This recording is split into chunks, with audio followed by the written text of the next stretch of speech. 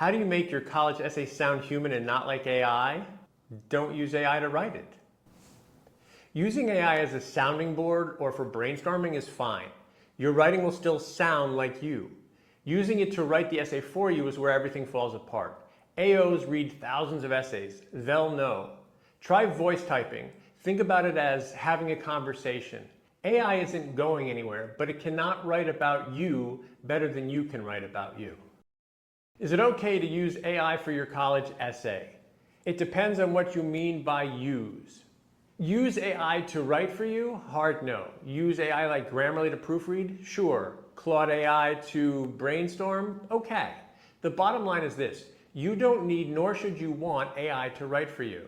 Despite its perfection in grammar, it can't compete with your knowledge of you. Brainstorming is fine, ghostwriting isn't. How should you actually use ChatGPT for your college essay? Use it to generate options, not answers. Ask ChatGPT questions about your topic. Use it to pressure test your thinking. That's legit. The moment you paste from ChatGPT, you've lost the thing that makes your essay yours, the way you think.